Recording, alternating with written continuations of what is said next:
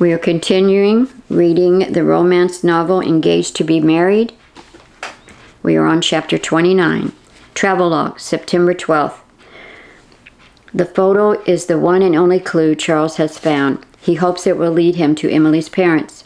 Thankfully, it is of a professional grade. He studies the reverse side then. The bold embossed logo along with the address information isn't clearly visible any longer from being hidden inside her shoe and folded over. Still, he can make it out well enough. Charles puts his phone on silent and speedily dials and types all the information into his contacts. He feels like a jerk, but he knows in his heart that this is the right thing to do. And although money means little to him, he remembers that Emily had mentioned once that her family had made all those wonderful plans for a nice funeral for her. He is determined not to disappoint her parents about this one final thing.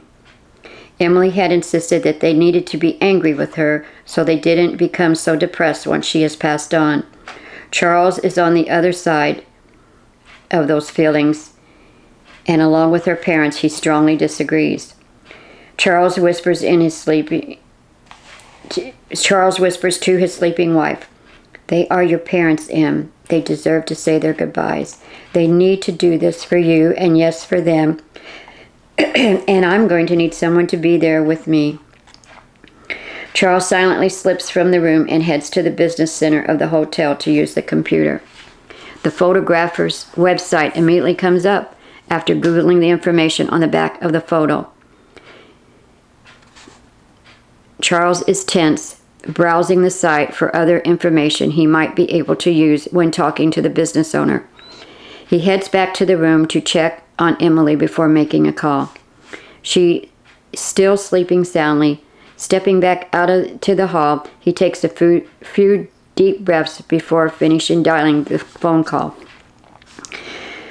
"Good morning. This is Great Pics Photography. How may I assist you?" Charles almost hangs up, but he doesn't. "Yes, I found this photograph, and it's a professional grade, and it's really nice, of a small family, and I would like to return it to them." "Well, do you know them, sir?" Charles wants to get smart mouth with the gal on the other end. Obviously, if he did know them, then he wouldn't need to call in the first place. Suppressing his disdain, he remains polite as can be. I knew their daughter." "Okay, so is she in the photo?" Charles decides to take a chance that she is as ditzy as he's suspecting. "Yes, but I just don't know where they live." "Oh, okay. Their name then?" "Oh, right. The daughter's name is Emily Robertson." The young girl all but yells into the phone. "How funny. I know them too." "Well, I don't know them. I just helped take their pictures." "Sorry, I'm supposed to say photographs. But pictures is much easier. Everyone knows what we mean. Anyway, I'm the one who did their daughter's makeup. Emily was her name. And her mother was real particular. Showed me other pictures before she took ill. Boy, was she pale-skinned. That girl looked like, well, you know. I don't even have to say it." Charles does his level best to squash any form of mean sarcasm. "Okay, I would sure appreciate it if you'd be able to look up the mailing address for the Robertsons. You see, I'm traveling at the moment, and when I discovered that they had misplaced this photo, I just thought they might like to have it back." The girl can't seem to stop being crude and insulting. "Sure thing. That's why we're in the business, for making memories. And that forever memory has to mean a lot to them, I know. Because, their daughter was dying and all. So sad, and she was so young and beautiful too." The gal can't seem to shut up. Charles becomes impatient. He can almost envision all the inappropriate things that the girl must have shared with Emily during that photo session.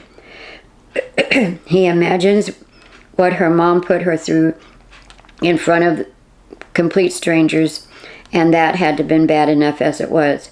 The girl gives him the address. Charles insists that she repeats it back to him to make sure, because he doesn't trust her knowing. He thanks her and hangs up. Looking at the address, he realizes that Emily has lived not that far from him all their life, and their paths had never crossed. Leaning against the wall, he tries to compose himself before heading back inside the hotel room. He knows he must contact her parents, but will honor Emily's wishes and will call only after she passes. Realizing he needs some help dealing with what's about to occur, he thinks of Pastor Joe and decides to reach out to him. Pastor Joe is very understanding and comforting. He listens as Charles shares all that is in his heart. And Charles feels better just having confided in another person. It helped more than he thought it even would.